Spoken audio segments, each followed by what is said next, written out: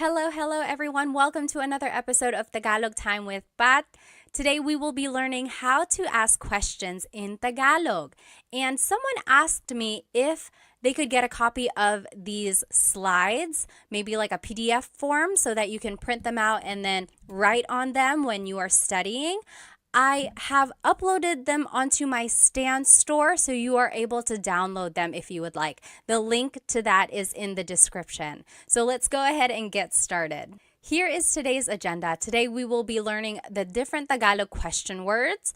Then we will be learning how to use them to make a question formation. We will also be practicing some Tagalog responses and learning some common questions and then doing a lot of practice questions as well. So go ahead and grab a piece of paper and something to write with so that we can get started. So here are some Tagalog question words. There are a lot, and then we're going to be talking about them and then some variations as well. So let's just go through them. They don't have the translation just yet, but as we go through them, the translation will pop up as well. So ano, bakit, saan, kailan, sino, kanino, paano, ilan, alin, and ba. So these are all of the question words that we're going to be talking about today. The very first question word that we're going to learn is ano. So that means what? Ano. If you have ever heard a native Tagalog speaker, they might sometimes say ano as a filler in their conversation. Like if they can't think of the word, they say yung ano, yung ano. So it's like sometimes it can mean or the thing, but technically it means what. So here are the different ways to use ano in a question. So ano, then the word ang, then a noun. So for example, ano ang pangalan mo? What is your name? Ano ang pangalan mo? And I underlined pangalan because that's the noun. Your response could be, ang pangalan ko ay Pat. That literally means my name is Pat. But you might also hear someone say, Pat ang pangalan ko. Pat ang pangalan ko. That also means my name is Pat. Or you might just hear someone say, ako si Pat. Ako si Pat. I am Pat. So all of those are the different ways to respond. I will say the most common response in casual conversation is, ako si Pat. So ano ang pangalan mo? Ako si Pat. After that, the most common response would probably be, Pat ang pangalan ko. Pat ang pangalan ko. Ang pangalan ko ay Pat is a little bit formal. It's not very natural. It's kind of what you would read, like if something is written out. That is like the grammatically correct way to say, my name is Pat. But those are different ways to respond, and they're all correct. Another example, ano ang trabaho niya? Trabaho means job. So ano ang trabaho niya? What is her job? His or her. Niya is a gender-neutral pronoun. So you have to listen to the context of the conversation to determine who someone is talking about. So ano ang trabaho niya? And the responses could be, ang trabaho niya ay nurse. Ang trabaho niya ay nurse. Or it could be, nurse ang trabaho niya. Nurse ang trabaho niya. Or nurse siya. Nurse siya. I will say nurse siya is a little bit more like grammatically correct because it's like a person. You're not really, I don't know, it just kind of doesn't sound as correct when you say, ang trabaho niya ay nurse. It's almost, I guess it does work. It does work. Don't listen to me. But yeah, so these are the different ways to say this. Again, ang trabaho niya ay nurse is a little bit more on the formal side. Not a lot of people say it like that. It's more common for someone to say, nurse siya. She is a nurse. Which I am. Surprise, surprise, right? A lot of Filipinos are nurses. Here's another example. Ano ang blank sa Tagalog? That means, what is blank in Tagalog? What is blank in Tagalog? This is a good question to know while you are learning Tagalog vocabulary. If you see something and you want to be like, oh, what is this in Tagalog? You can say, ano ang blank sa Tagalog? For example, ano ang dog sa Tagalog? The answer would be, dog sa Tagalog ay aso. Dog sa Tagalog ay aso. Or, aso ang dog sa Tagalog. Aso ang dog sa Tagalog. So these both mean dog in Tagalog is aso. So you might be wondering, why are there so many different ways to respond? And I think it's just, a lot of languages have that. It's like you can move around some of the words, change up the grammar a little bit, and it means the same thing, but there are certain phrases or certain ways that things are more used in common conversation. In this case, I think aso ang dog sa Tagalog, or actually dog sa Tagalog ay aso. I think aso ang dog sa Tagalog is a little bit more casual. Okay. Next, ano ang verb? So this is another way to use ano. So ano ang kinakain mo? Ano ang kinakain mo? That means, what are you eating? Kinakain is the present tense form of to eat. So what are you eating? Ang kinakain ko ay adobo. Ang kinakain ko ay adobo. I'm eating adobo. Or adobo ang kinakain ko. Or kumakain ako ng adobo.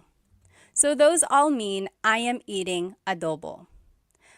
The more commonly used way to say it would be kumakain ako ng adobo. I'm eating adobo.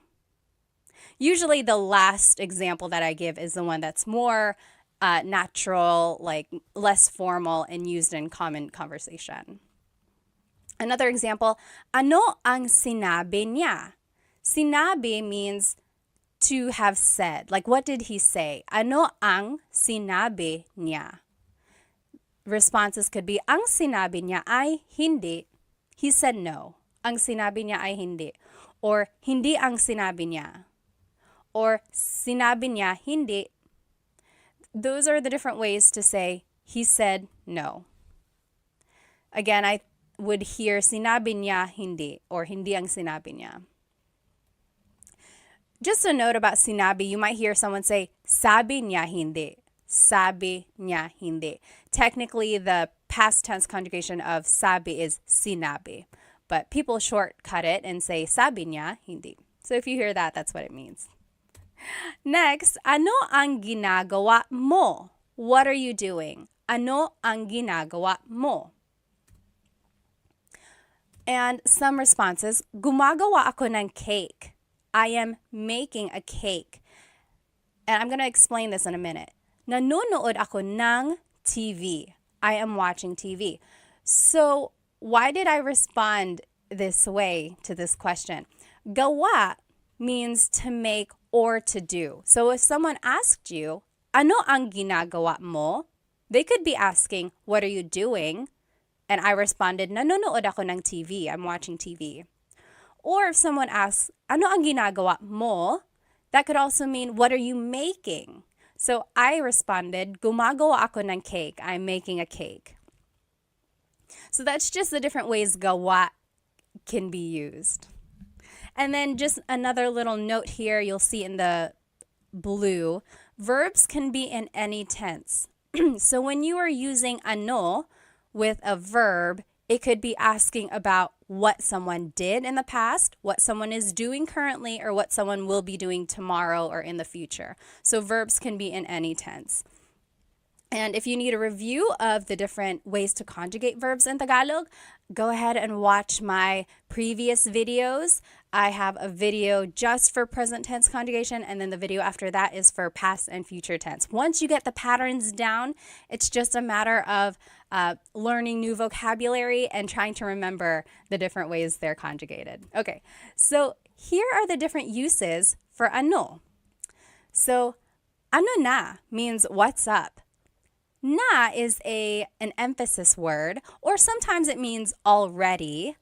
And in this case, it's kind of lost in translation. It's just an expression meaning, hey, what's up? For example, if someone was taking a long time to get ready and I'm like, hey, ano na, we're going to be late, ano na. So it's like, hey, what's up? Or if you haven't seen someone in a very long time, you're like, oh, ano na, hey, what's up? So that's just a different way to use ano na. Next, ano ba means what the heck. And ba is a question word, and we'll learn how to use that later at the very end of the lesson. But in this case, again, it's lost in translation, but it means like, what the heck? So for example, if someone bumped into you and they didn't say sorry, you can say, ano ba? Ano ba? What the heck? Or if someone is just joking with you, you could say, ano ba? Okay, so it's an expression meaning what the heck. Next, ano daw? That means what did they say?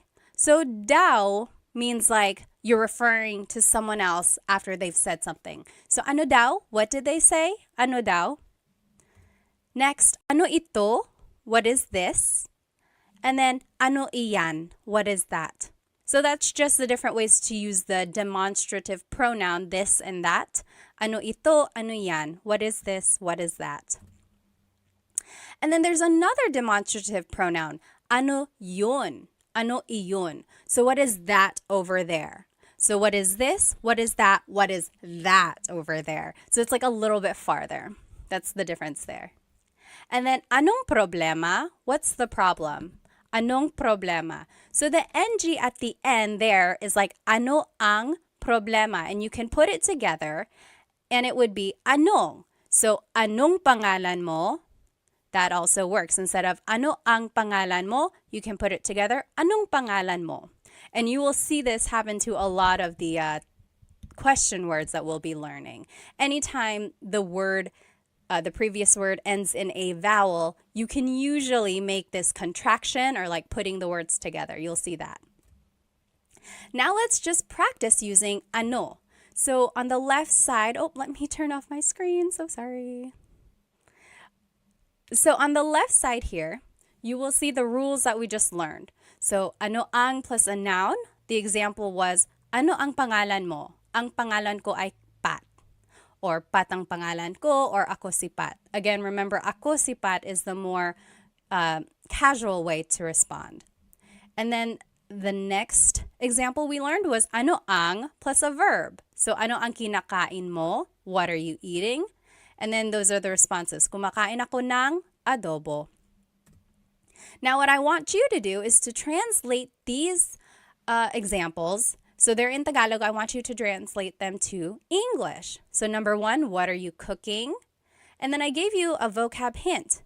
Niluluto means cooking. Number 2, what is his girlfriend's name? Nobya means girlfriend. Number 3, what is cat in Tagalog?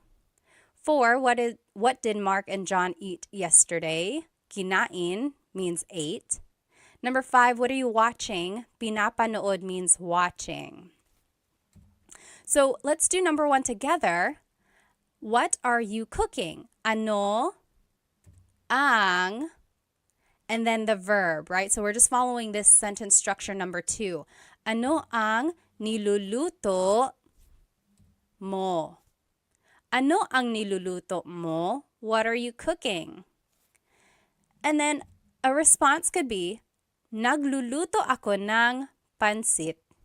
Nagluluto ako ng pansit. So this kind of brings in all of the different conjugations that we had learned in the previous lessons. So try to remember how to conjugate them. And I'm just thinking here, I guess it can be a little bit confusing because in the question, it's conjugated as niluluto. And that wasn't really one of the conjugation patterns that we had learned. But nagluluto is a nag verb. So I will say there are some variations in the conjugations and you might not recognize them, but just try your best and then we'll go over it, okay?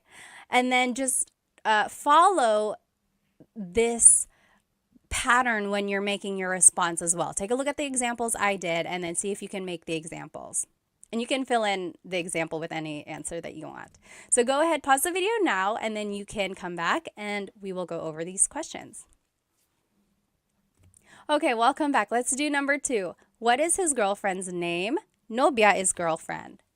Ano ang pangalan ng nobya niya?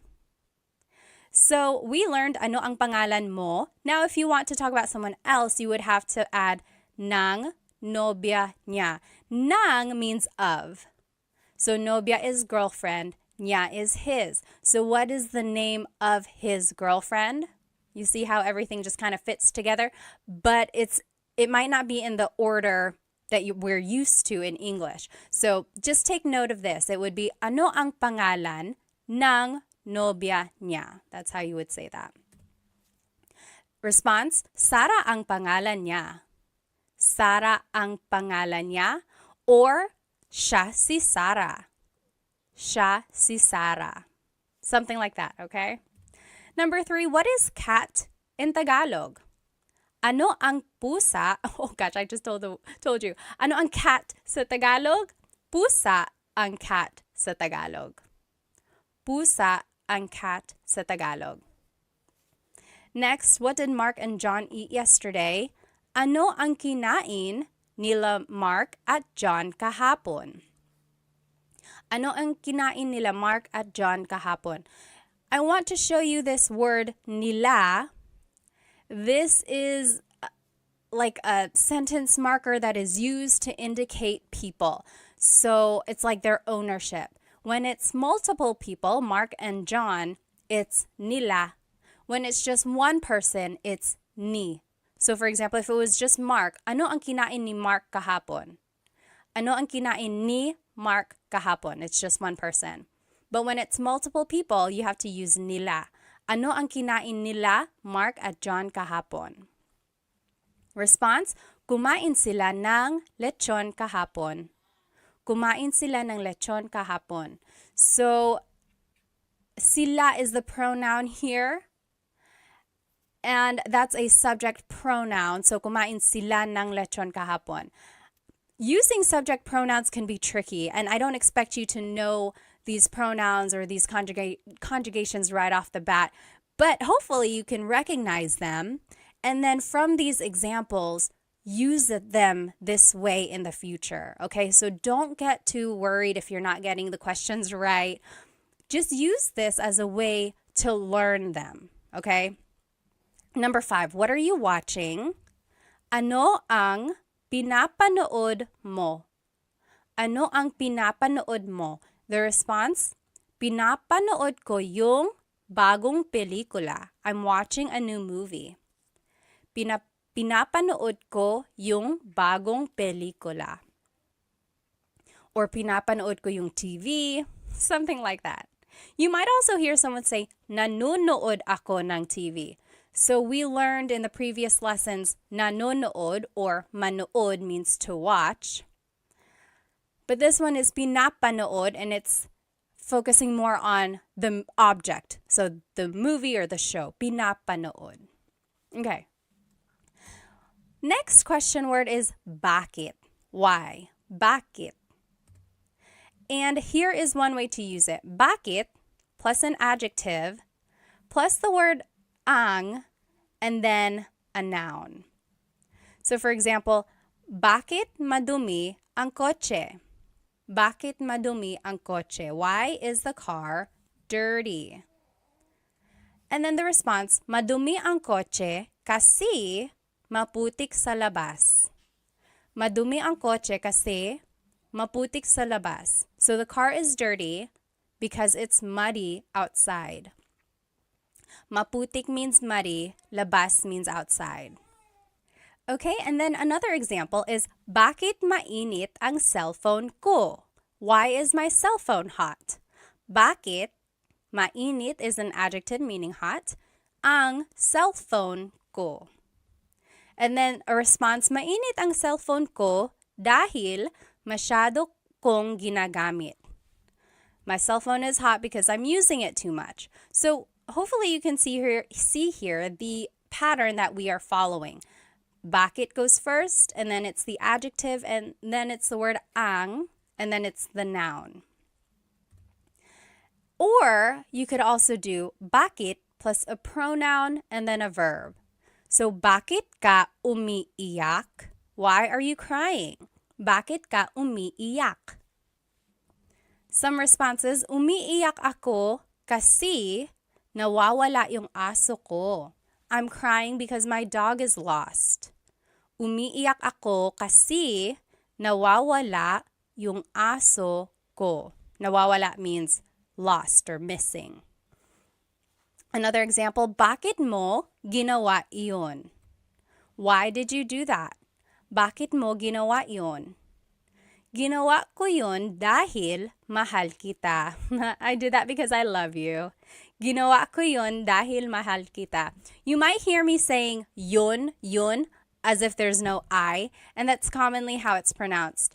You might hear people say, ginawa ko iyon dahil mahal kita, but usually the letter I sound is dropped. And then another way to use bakit plus a verb. Bakit umiiyak si Michelle? So bakit plus a verb, bakit umiiyak si Michelle? Why is Michelle crying?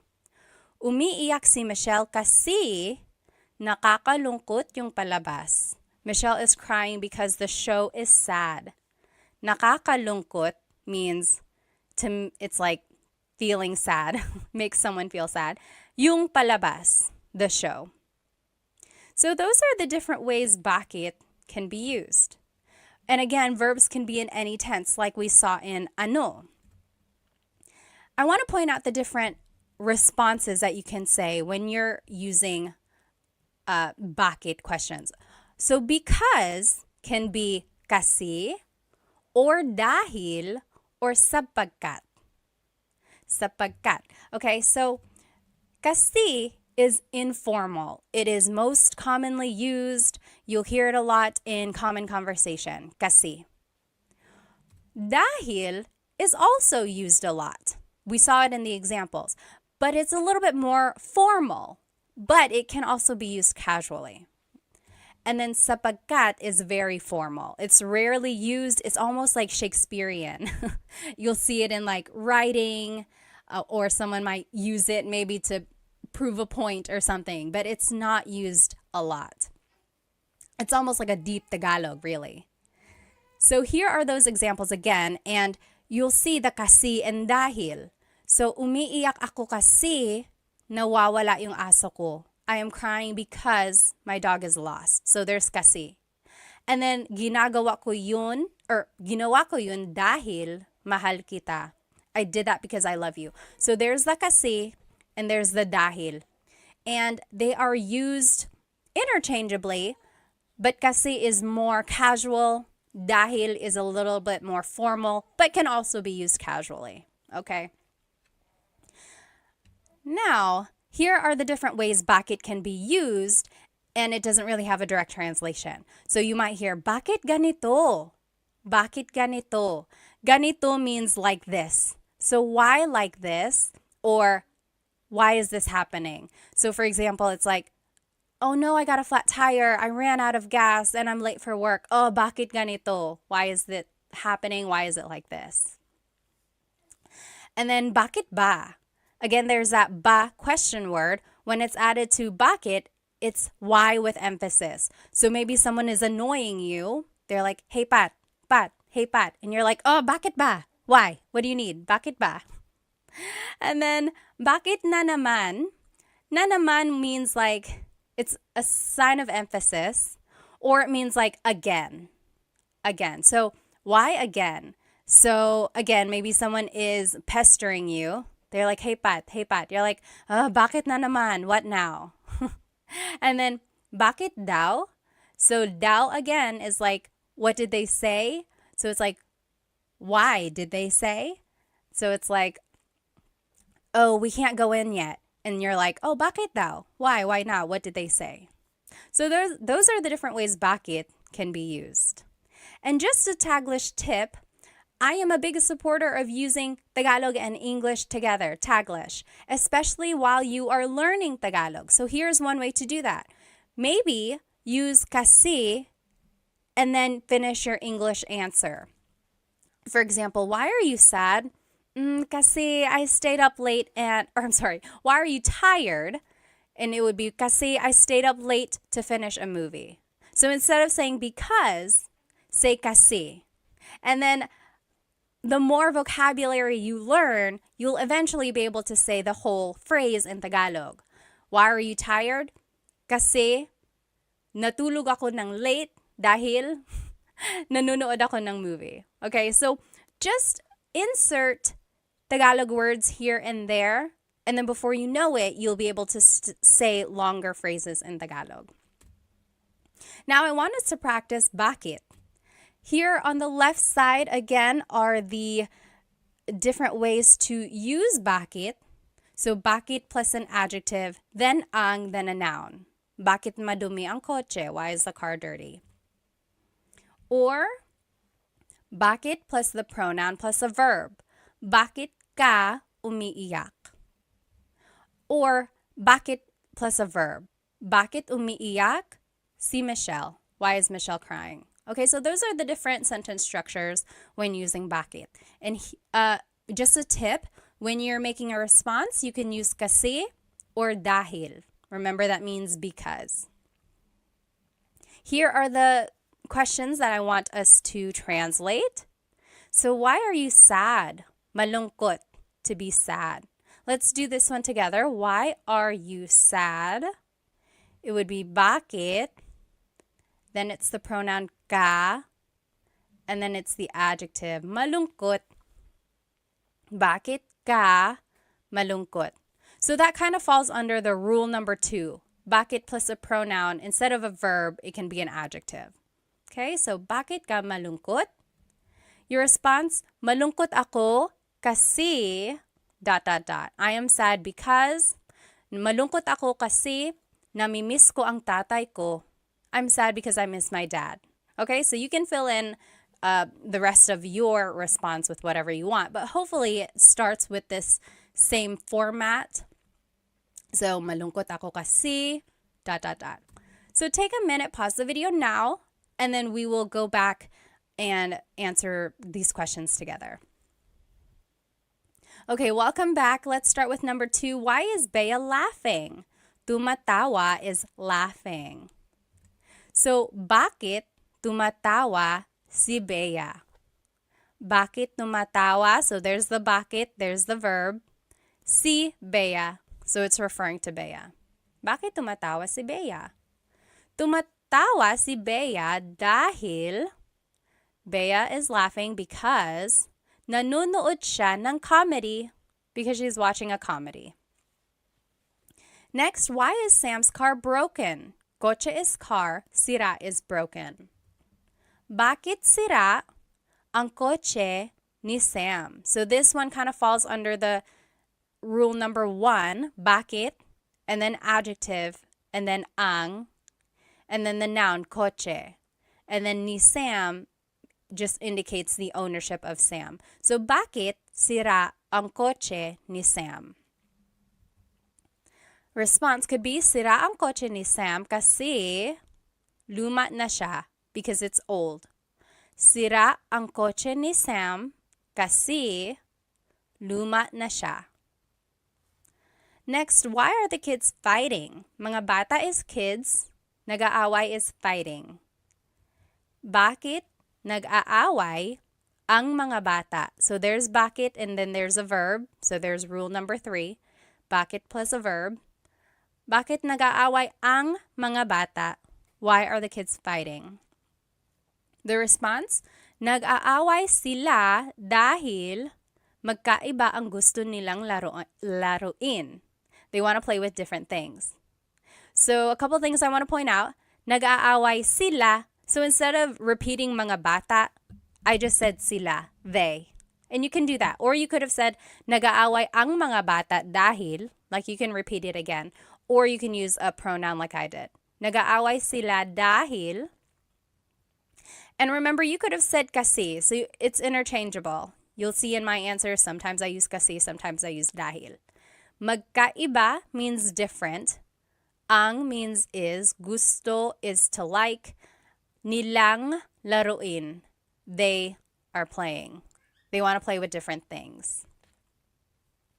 Number 5, why is the house messy? Bahay is house. Magulo is messy. Bakit magulo ang bahay? So this one is just directly following rule number 1. Bakit, then an adjective, then ang, then a noun. Bakit magulo ang bahay? Response, magulo ang bahay kasi the house is messy because nagparty kami kagabi. We had a party yesterday. So if you can recognize the different patterns that were used here, that's kind of where it comes from, these questions. And you can add things afterwards to make it specific, like, is it belonging to someone? Are we talking about a place or something like that? So follow these rules on the left side, and then if you have to, add more information at the end. And then when you're making a response, that is where you choose kasi or dahil, and then bring in part of the question into your response as well. If you have any questions about anything we're learning, please feel free to write it in the comments and I will try to respond. The next question we are going to learn is saan. Saan means where. So saan plus a verb. That's an example of how to use this. Saan matutulog si Bobby? Saan matutulog si Bobby? Where is Bobby going to sleep? A response is matutulog si Bobby sa sala. Bobby is going to sleep in the living room. Matutulog si Bobby sa sala. Now, you might also hear saan plus a pronoun plus a verb. For example, saan ka pupunta? Where are you going? Saan ka pupunta? That should have saan. It just says sa there. Sorry about that. So then the response, pupunta ako sa tindahan. I am going to the store. Pupunta ako sa tindahan. So that's the difference there. If you are talking about someone specific, you would add si and then their name. Saan matutulog si Bobby? Or if you just want to use a pronoun, the pronoun would go right after the question word. Saan ka pupunta? Okay, so those are the different ways to use it. I do want to point out that your response has this word sa. Sa. When the question is saan, the response is sa. Sa is a preposition, and it means at a place, but it can mean to or from or something like that. So sa has a lot of different translations depending on the context. In this case, it means at a place or to, okay? Next, there's this question word, nasaan. So it's similar to saan, but it's nasaan. And here are the different ways to use it. Nasaan plus ang plus a noun. For example, nasaan ang CR? CR is comfort room in Tagalog, or in the Philippines, that's what they refer to the bathroom as. Where is the bathroom? Nasaan ang CR? The response, nasa labas ang CR. The bathroom is outside. Nasa labas ang CR. Or you could ask about a person. Nasaan si a person? Nasaan si nanay? Where is mother? Nasaan si nanay? The response, nasa trabaho si nanay. Mother is at work. Nasa trabaho si nanay. Now I want to point out that the responses all start with nasa. Okay, so when the question is nasaan, now your response has to have nasa. So that was a difference that's here. So when it's saan, the response has sa. When it's nasaan, the response has nasa. So just to go over it, when do you use saan? When do you use nasaan? Saan napunta ang cellphone ko? Where did my cell phone go?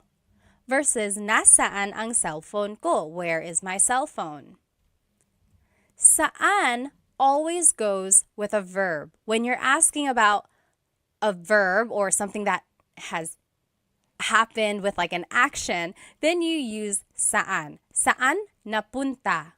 Saan napunta? The root word of punta means to go. So napunta means went. Where did my cell phone go? Saan napunta? There's the verb. And then the response is sa. Oh, sa kotse. And then, nasaan ang cellphone ko? Nasaan plus the word ang plus a noun. So when you're asking about the location of something, then it's nasaan. So it's like nasaan noun, nasaan noun. Anytime there's like the ends, try to remember that. So your response has nasa. Nasaan ang cellphone ko? Nasa bag ko. It's in my bag.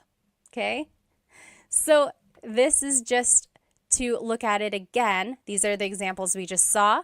You might hear someone say asan or saan when they're referring to nasaan. So that's just like a short way to say it.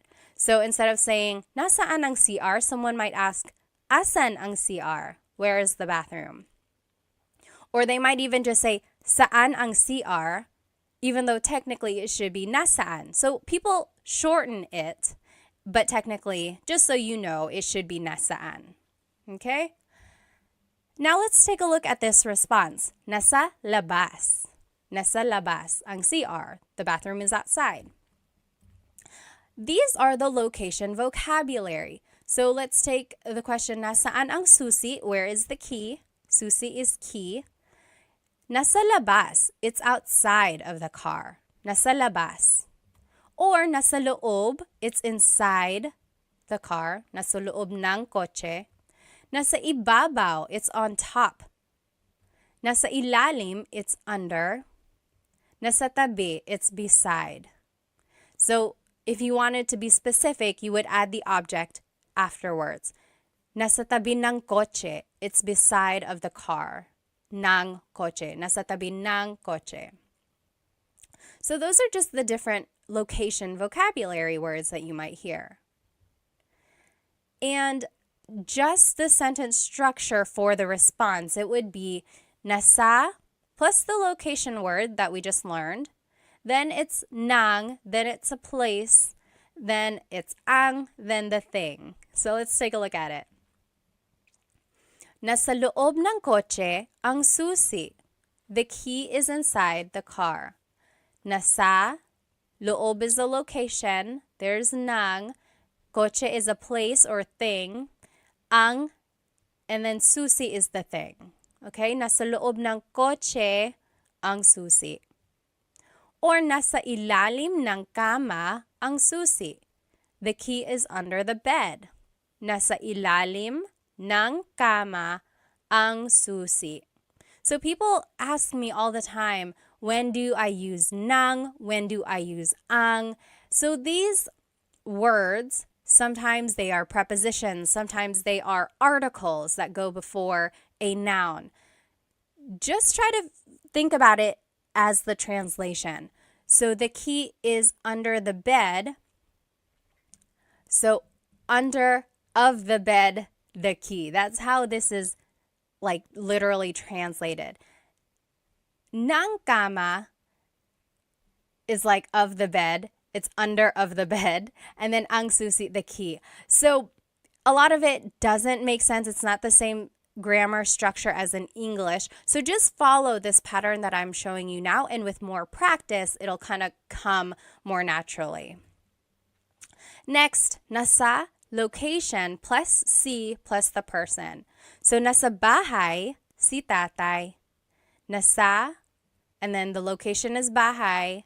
Si, and then the person. Si tatay. Father is at the house.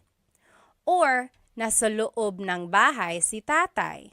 So this one is just a little bit more specific of where the father is. The father is inside of the house. So there's the difference there when you're using a location vocabulary versus when you're not. So nasa bahay si tatay, father is at the house. Versus nasa loob ng bahay si tatay, father is inside of the house. Okay, so that's kind of the difference there. And then here are just some other uses for saan and nasaan. Nasaan ka? Where are you? Nasaan ka? Saan napunta yun? Where did that go? So if you're looking for something just rhetorically, you can be like, nasaan napunta yun? Saan napunta yun? Where did it go? Nasaan na? Where is it already? It's like maybe if you're waiting for a pizza to be delivered and they're taking a long time, you're like, nasaan na? Where is it? Where is it? Na again is an emphasis word. Sometimes it means already. Taga saan ka? Where are you from? Taga means from. Saan means where. Ka is referring to you. Where are you from? Taga saan ka? So those are the different ways saan can be used. Now let's practice saan. And on the left side of your screen, you will see the sentence structures that we practiced. So saan plus a verb or saan plus pronoun plus a verb. Remember, anytime we're asking about a verb, you have to use saan. Anytime we're asking about a noun, you have to use nasaan. So nasaan plus ang plus a noun. Or nasaan plus si plus a person. Okay, let's put these into use and I think it'll help clarify any questions. So translate these questions to Tagalog. Where is dad going? Pupunta means going. So let's do this one together. Saan, because it's asking about an action. Pupunta si dad. Saan pupunta si dad? And then the response, pupunta si dad sa simbahan. Dad is going to church. Pupunta si dad sa simbahan. So you're kind of taking the second part of this question and using it in your response, okay? So try practicing that. And there's that preposition sa again, to the church, okay? Pause the video now. You try the next 4 examples and we'll go over it together. Okay, so now let's do number 2. Where is the store? Tindahan is store. It would be, nasaan ang tindahan? So we're asking about a noun, the store, so we have to use nasaan. Nasaan ang tindahan? The response, nasa tabi ng post office ang tindahan. Nasa tabi means beside. Ng post office means of the post office, so beside of the post office. Ang tindahan means the store. The store is beside the post office. Next, where will we be eating later? Kakain means will eat. Mamaya means later. Saan tayo kakain mamaya? So we have to use saan because we are talking about an action. Where will we be eating later? And then the pronoun just goes right after the question word. Saan tayo kakain mamaya? Your response, kakain tayo sa McDo mamaya. We're going to eat at McDonald's later. You ready? Let's go. You pay. Kakain tayo sa McDo mamaya. Next, where is my husband? Asawa means husband or wife. Nasaan ang asawa ko? So we're asking about a noun or an object. So nasaan is what we used. Nasaan ang asawa ko? Where's my husband or wife? Husband in this case. Number 5, where is John? Oh, your response, nasa kusina siya. Nasa kusina siya. He is in the kitchen. So remember, anytime you're using nasaan, your response has to have nasa. And then up here in the previous example, anytime you're using saan, your answer has to have sa. And then last one, where is John and Simon? Nasaan sina John at Simon? So it's nasaan because we're just asking about them, not about what they're doing or where they are doing something. And then it would be nasa labas sila, they are outside. Or nasa labas sina John at Simon. So you can add their names again.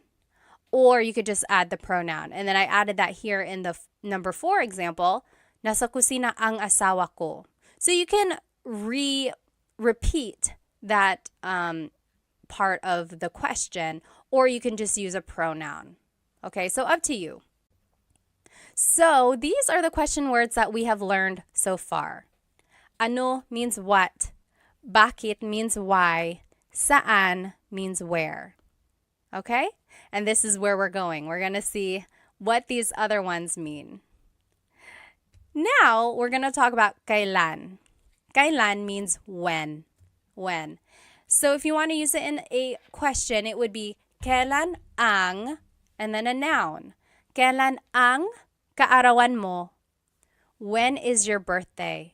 Kailan ang kaarawan mo?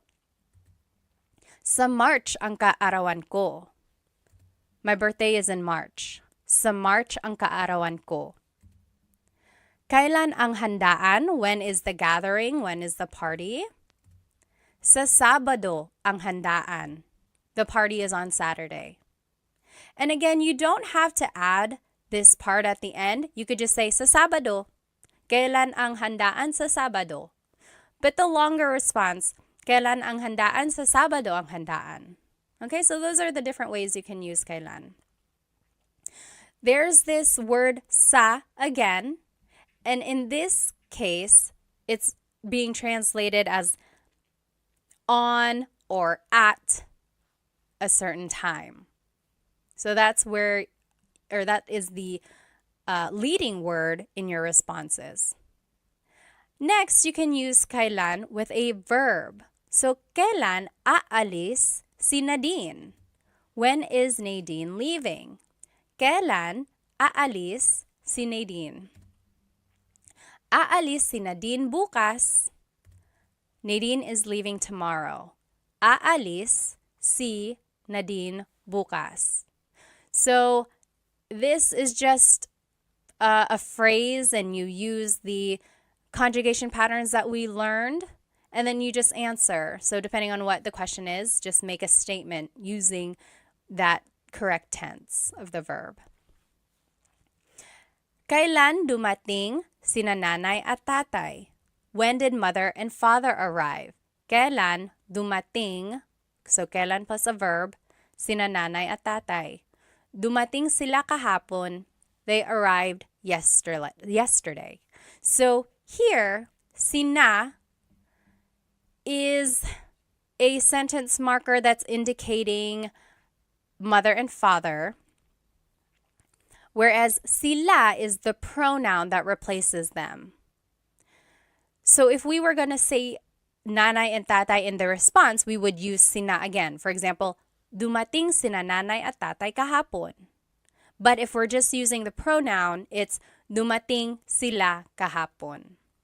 Okay, so that's how you would use kailan in a verb. So there are the different sentence markers when you are using a name in your question. When it's one person, it's si. Kailan aalis si Nadine? When it's more than one person, it's sina. Kailan dumating sina nanay at tatay? All right, then you could do kailan plus a pronoun plus a verb. Kailan ka uuwi? When are you going home? Kailan ka uuwi? So there's kailan, there's the pronoun, there's the verb. We're just following the pattern here. Then, uuwi ako mamaya. I am going home later. Uuwi ako mamaya. Another example, kailan sila ikakasal? When are they getting married? Kailan sila ikakasal? Ikakasal sila sa susunod na buwan. They are getting married next month. So hopefully you're recognizing some of this vocabulary from our previous lessons.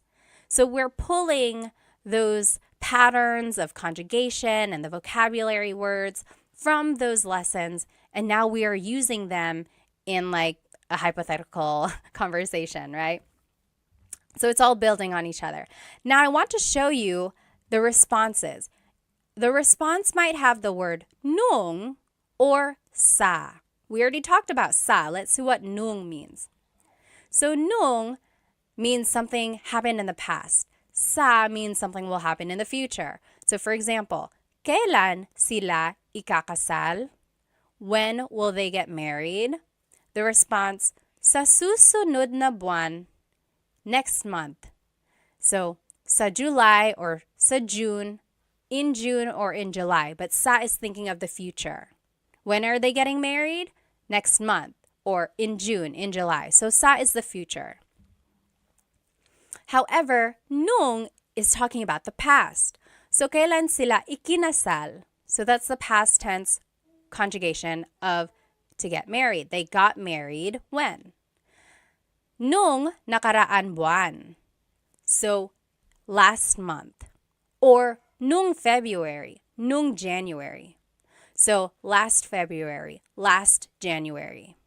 So that's the difference there. Sa versus nung. Okay? And there's the emphasis there. And here are just some other ways to use kailan. Kahit kailan, that's just an expression meaning anytime, whenever. So maybe someone is inviting you to eat out for dinner. They're like, oh, when are you available? When can you go out for dinner? You're like, kahit kailan, anytime. Or hanggang kailan means until when. So maybe your car is broken, it's in the shop. They're like, oh, you have to keep the car here. And you're like, hanggang kailan? Until when? How long does it stay here? Have to stay here. And then next, kailan nangyari yun? When did that happen? Kailan nangyari yun? Nangyari means happened, and then yun means that. Kailan nangyari yun? And then just a pronunciation tip, it's pronounced kailan, kailan, but you will often hear it pronounced kailan, kailan. Kailan ang kasal? Kailan ang kasal? But it's not wrong to hear kailan ang kasal. It's a little bit more formal. Okay. So here are some examples. On the top left here, you will see the kailan rule. So kailan plus ang plus a noun. Kailan ang kaarawan mo? Kailan plus a verb? Kailan aalis si Nadine? Kailan plus a pronoun plus a verb. Kailan ka uuwi? When are you going home? And then here are the examples I want us to practice. Number 1, when is your vacation? Bakasyon is vacation. So let's just follow, I think it would be rule number 1. Kailan ang bakasyon mo? So kailan, then the word ang, then the noun, which is vacation, and then the pronoun. Kailan ang bakasyon mo?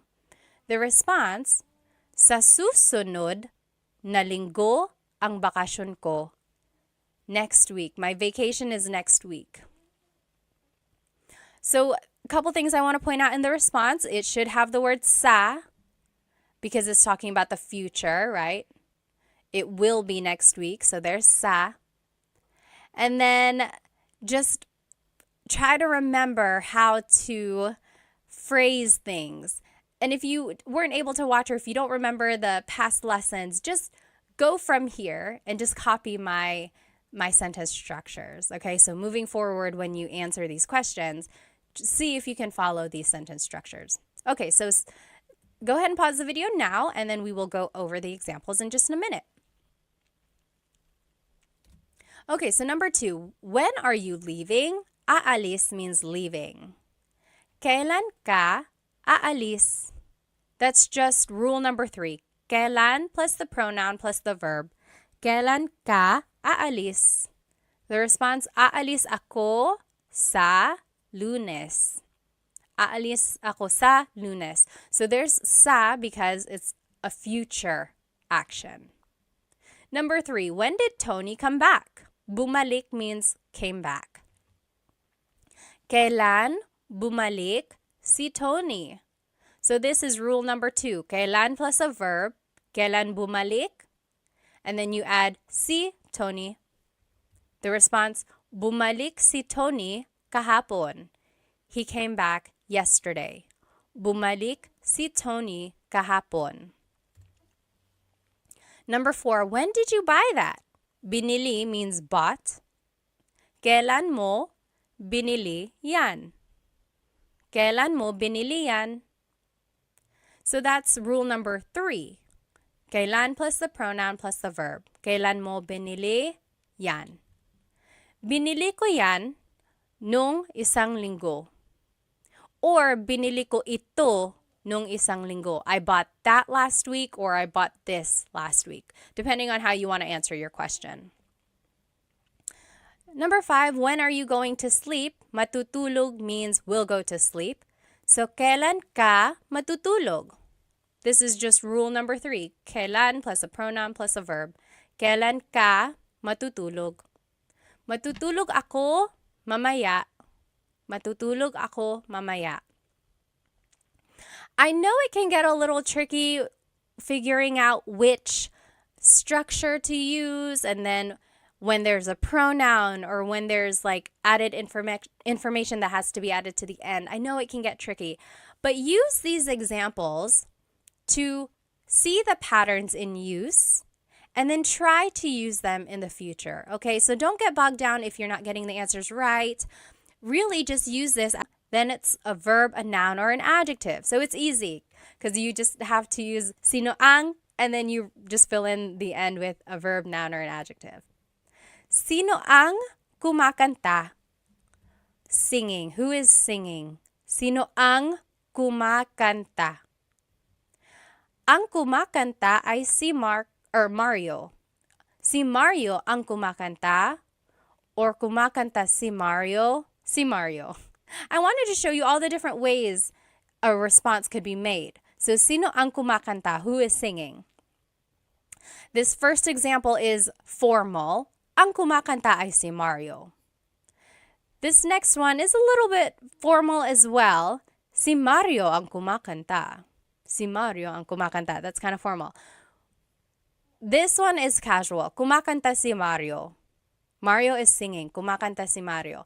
And then this last one is just a short answer. So, si Mario. Who is singing? Mario. So those are the different ways you can say Mario is singing. Those are the different responses.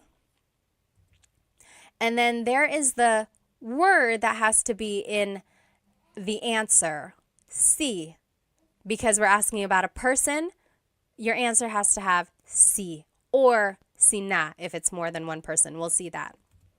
So now if you are going to fill it in with a noun, sino ang mga magulang mo? Mga magulang means parents. Sino ang mga magulang mo? Who are your parents? Ang mga magulang ko ay sina John at Mary. So that's what I was just saying. Si is for one person, sina is for more than one person. So, ang mga magulang ko ay sina John at Mary. My parents are John at Mary and Mary. Another way to say it is sina John at Mary ang mga magulang ko. Or sina John at Mary. So those are the different ways to say John and Mary are my parents. When in doubt, go ahead and just use the shortest answer. I don't want you to sound redundant, and then I also don't want you to have to think of too many vocabulary words or an extended sentence structure. So just answer it with the shortest answer because it's still correct. Sino ang mga magulang mo? Sino John at Mary. And then, if it's an adjective that you're asking about, it would be sino ang, and then the adjective. Sino ang pagod? Pagod means tired. Who is tired? Sino ang pagod? Ang pagod ay ang mga bata. The kids are tired. Ang pagod ay ang mga bata. That one's formal. Next, ang mga bata ang pagod. Ang mga bata ang pagod. That is also formal. Or pagod ang mga bata. Pagod ang mga bata. That one is casual. That is what I would say a lot more than the other two. And then the short answer, ang mga bata. Sino ang pagod? Ang mga bata, the kids. The kids are tired. So those are the different ways to say the kids are tired. Now, let's take a look at the responses. Si and sina. Si is for one person. Sina is for multiple people. So an example, kumakanta si Mario. Si Mario, because it's just one person. Versus kumakanta sina Mario at Jane. Mario and Jane are singing. So sina is used because there's more than one person. Now you can also respond with a pronoun. So sino ang pagod? Who's tired? You can say ako, me, ako. Or sino ang pagod? Siya. Him, he is, siya. Sino ang pagod? Ikaw, you. You are tired. Ikaw. So you can just respond with a pronoun. So I would say that, like, sino ang pagod? Ako. Just say ako. Keep it easy, right? And then here are the different pronouns. So ako is I. Siya, he or she, so that's gender neutral. Sila, they. Ikaw, you, singular. Kayo, you all, plural. Tayo is we inclusive, that's you and me, all of us. We are all tired. Maybe we all ran a race together. We are all tired. Pagod tayo. And then pagod kami, me and my husband Chris, we ran. Only us, we did. So pagod kami, we are tired. Not you. I'm just telling you about it. Okay? Now here are other ways sino is used. Sino siya? Who is he? Who is she? Sino siya? The response, siya si Pat. She is Pat, or that is Pat. Sino ito? Who is this? Sino ito? Ito si Pat. This is Pat. Ito si blank. Sino yun? Who's that? Sino yun? Yun si Pat. That's Pat. Or sino ka? Who are you? Sino ka? The response, ako si Pat. Now, I do want to say, you really shouldn't say sino ka if you want to be polite. Sino ka is kind of rude or just a little blunt. Like, sino ka? Who are you? So it would be more polite to say, sino po kayo? So for one thing, add po to be respectful. And then when you're adding po, you have to use the plural you pronoun. So kayo, sino po kayo? That's a lot more polite instead of saying sino ka. If you want to ask, who are you again? Sino po kayo? And then just a pronunciation tip. If you have sino ang in a question, you might hear sinong.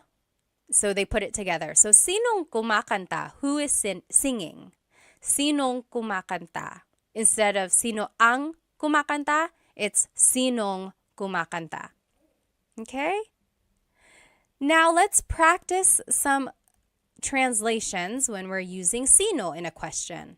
So sino ang plus a verb, noun or object or adjective. And here are the examples there. And let's do number 1 together. Who is taking a shower? Naliligo means to take a shower or taking a shower. So it would be sino ang naliligo. Sino ang plus the verb. Sino ang naliligo? Easy, right? The response, si George ang naliligo. Si George ang naliligo. Or the simplest answer, si George. Si George. But you have to add si or si na because that is the indicator of a person. You have to add that in your response. So go ahead and take a minute, pause the video now. You finish the examples and then we'll go back and do them together. Okay, welcome back. Let's do number 2. Who is your sibling? Sibling in Tagalog is kapatid. Sino ang kapatid mo? So kapatid is a noun. So sino ang kapatid mo? The response, kapatid ko si Sam. Kapatid ko si Sam. Or it could be, si Sam ang kapatid ko. Si Sam ang kapatid ko. Remember, there are different ways to respond. Number 1, we said, si George ang naliligo. It could have also been, naliligo si George. So again, you can look back at the different ways a response can be made. When in doubt, just say the shortest answer. So this one could have been, si Sam. Sino ang kapatid mo? Si Sam. Number 3, who is scared? Natatakot is scared. Sino ang natatakot? Who is scared? Natatakot ang mga bata. The kids are scared. The kids are scared. Natatakot ang mga bata. Number 4, who cooked dinner? Nagluto is cooked. Hapunan is dinner. Who cooked dinner is sino ang nagluto ng hapunan. So that's just sino plus ang plus a verb. Sino ang nagluto ng hapunan. Nang is the sentence marker before the noun. Si Lola ang nagluto ng hapunan. Lola cooked the dinner. Si Lola ang nagluto ng hapunan. And then last example, who called? Tumawag is called. Sino ang tumawag? Sino ang tumawag? So it's just the verb. Tumawag ang nanay mo. Your mother called. Tumawag ang nanay mo. Or the simplest response, ang nanay mo. Okay, so try to keep it simple when you can, but hopefully you can see the patterns that you can use when you're making a question and then answering a question. All right, the next question word that we are going to learn is kanino. Kanino means whose. Kanino. It could be used like this. Kanino, then the word ang, then the noun, then na, and then an adjective. I know that's a lot. Let's take a look at it in action. So, kanino ang sombrero na itim? Whose black hat? Kanino ang sombrero is hat, na itim. Itim means black. Now the response. Kay Jacob ang sombrero na itim. The black hat belongs to Jacob. And I want to move forward, and then we're going to go back and make everything make sense. Okay, so the next sentence structure or question structure would be kanino ang plus the noun plus na, and then a demonstrative pronoun. So it's similar to this previous structure. Instead of an adjective, though, it's going to be a demonstrative pronoun.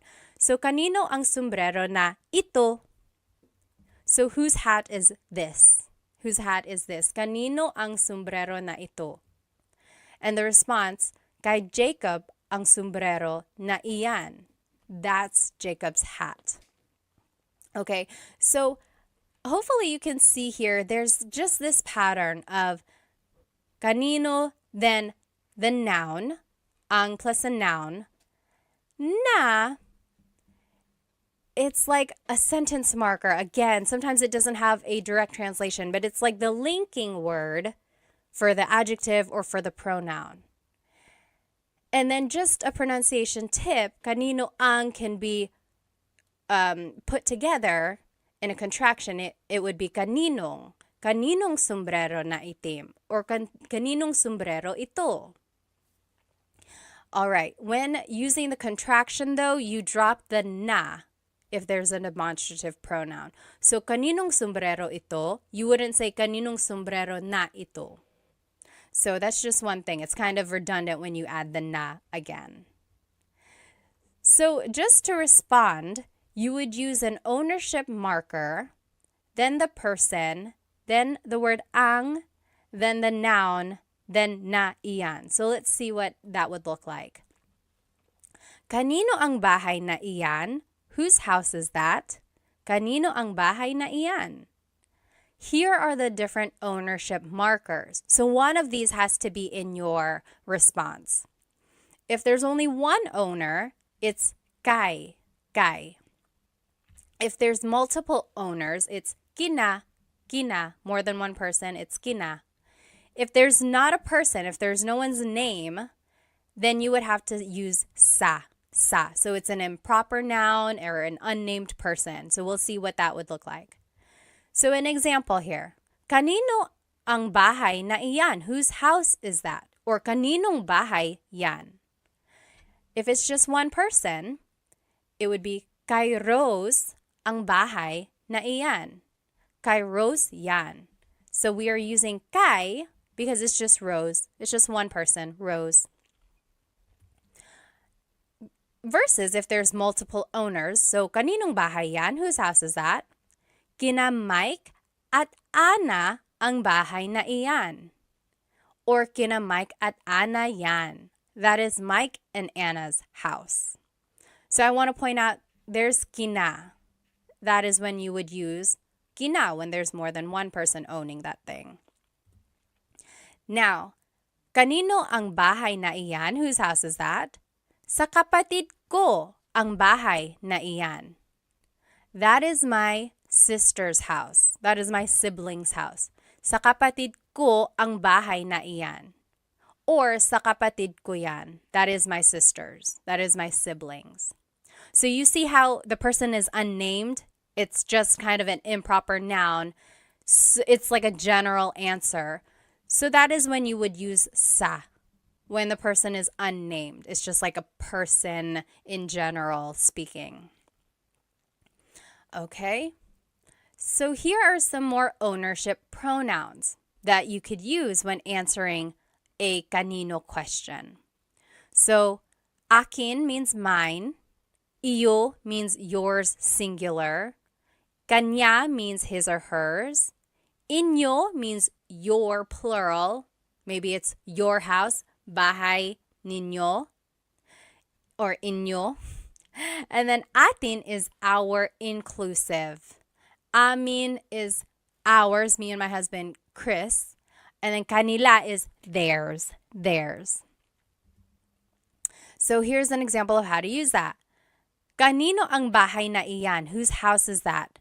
Akin yan. That's mine. Akin yan. Or inyo yan. That's yours. You all live in one house. Inyo yan. That's your house. Or kanila yan. That's their house. Kanila yan. Okay, so that's how to use these ownership pronouns. I want to show you, let's go back to the first example we learned. I know it's a lot of words in this one. So, kanino ang sombrero na itim? Whose black hat is this? So, sombrero is hat, itim means black.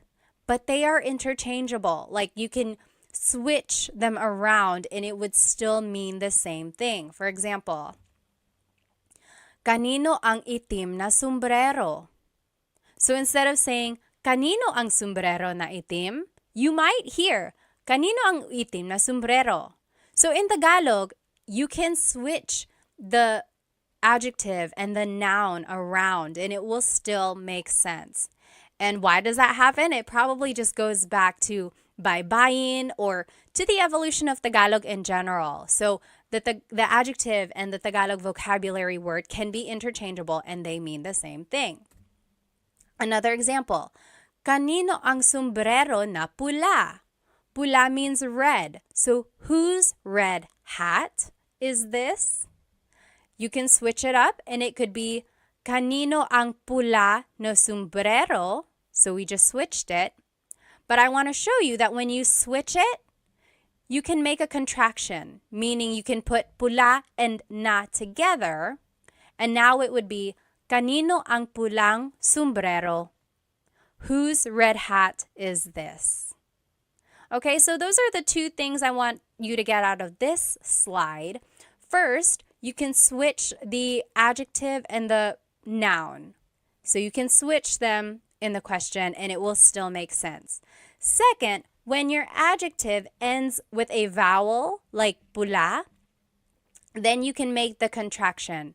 Add ng to the end. Instead of saying pula na sombrero, it's pulang sombrero. Pulang sombrero. We can't do that with the word itim because it ends with a consonant. There's nothing to put together. It would still have to stay itim na sombrero. Okay, so to respond to this question, kanino ang sombrero na pula? It would just be, kay Mary ang pulang sombrero. That is Mary's hat, or that hat belongs to Mary. Kay Mary ang pulang sombrero. Okay, so your response has to have the ownership marker, kay, because it's one person, and then you can add the rest of the phrase. But remember, your simplest answer would be kay Mary, kay Mary. Now, let's practice using kanino in a question. So, kanino ang plus a noun plus na plus the adjective. Or kanino ang plus a noun plus na plus a demonstrative pronoun. Kanino ang sombrero na ito versus kanino ang sombrero na itim. And then the response has to have the ownership marker. Remember, kay or kina or sa. Then it's the person. Then it's ang, noun, na, iyan. Or you could just use the simplest answer. Let's take a look at these examples. Whose house is the big one? Whose house is the big one? Malaki means big. Bahay means house. It would be kanino ang, then it's the noun bahay, na malaki. So whose house is the big one? Kanino ang bahay na malaki? The response, here's another way to say it. Kanino ang malaking bahay? So this just goes back to the previous slide. Remember, the adjective and the noun can be switched. And if the adjective ends in a vowel, then you can make a contraction. Malaking bahay. Instead of malaking na bahay. Malaking bahay. And then the response would be, that's it. The response is actually example number 2. So pause the video now, answer the rest of these questions, and then we will go through it. Okay, welcome back. Number 2, that is Teddy's house. It would be, kay Teddy ang bahay na malaki na yan. Or kay Teddy ang malaking bahay na iyan. Or the simplest answer, kay Teddy. Kay Teddy. Okay, so see if you can recognize kind of where the noun would go, where the adjective would go, and then see that you can switch them up and it would still make sense. Next, number 3, whose child is that? Child in Tagalog is anak. Kanino ang anak na iyan? Kanino ang anak na iyan? So that's rule number 2. Kanino plus ang plus noun plus na plus the demonstrative pronoun. Or kaninong anak yan? Kaninong anak yan? This second part is how it would be pronounced. I just want to show you how it would be pronounced. It's not technically the correct spelling of things, but that's how you would hear it or say it quickly. Kaninong anak yan? Whose child is that? Number 4, that is Chris and AJ's child.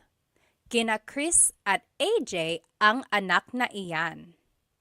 Kina Chris at AJ ang anak na iyan. I want to point out kina, that is the ownership marker that you use when there's multiple people.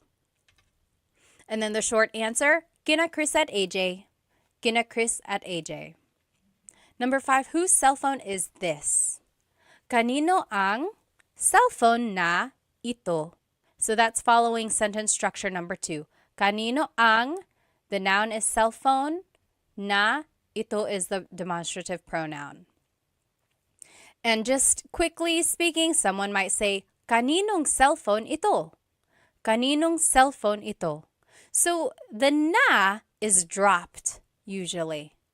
Whenever someone is speaking quickly, the na is dropped. But I want to point out that technically there is a na. I don't think I would be a very good teacher if I didn't tell you the correct technology, like the technically correct way to say these things. But in colloquial speaking or in common conversation, the na is dropped. Kaninong cellphone ito? And then the response, that is my cousin's cell phone. Cousin in Tagalog is pinsan. Sa pinsan ko ang cellphone na iyan. So I want to point out sa is the ownership marker that you use because it's not a specific person, right? The person is unnamed. So sa pinsan ko ang cellphone na iyan. Or just in common conversation, you might hear, sa pinsan ko yan. Sa pinsan ko yan. Or even the shortest answer, sa pinsan ko. Sa pinsan ko. Okay. Let's just look at all of the questions that we have learned here.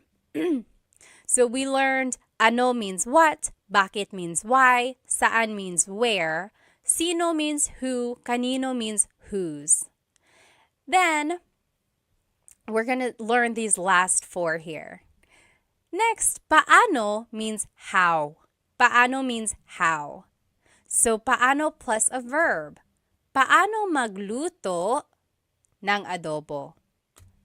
How does one cook adobo? Paano magluto ng adobo? Or paano gumawa ng video? How do you make a video? How does one make a video? Paano gumawa ng video? So there's the paano question word, then it's a verb that follows. And then ng plus a noun. Another way to use paano is paano plus a pronoun plus a verb. So paano ka uuwi? Paano ka uuwi? Paano ka umuwi? How did you get home? Paano ka umuwi? Or, paano mo nalaman yung balita? How did you discover the news? Paano mo, there's the pronoun. Nalaman, there's the verb. Yung balita. And just to note, there's no particular response formation for these paano question words. There's no pattern or anything like that, because your answers will just be a statement using the appropriate tense of the verb. So just answer as if it's a statement, right? So that brings in all of our conjugation patterns and using the correct pronouns and things like that. So just make a sentence with what you know. Now I want to show you this other question word. We learned paano, but there's also gaano. This also means how, but in a different sense. For example, gaano plus an adjective plus ang plus a noun. For example, gaano katangkad ang anak mo? Even if you've never heard the word katangkad, but you know the word matangkad. Matangkad means tall. Hopefully you can kind of maybe guess that this is asking about the height of someone's child, right? So, gaano katangkad ang anak mo? How tall is your child? Let's see another example.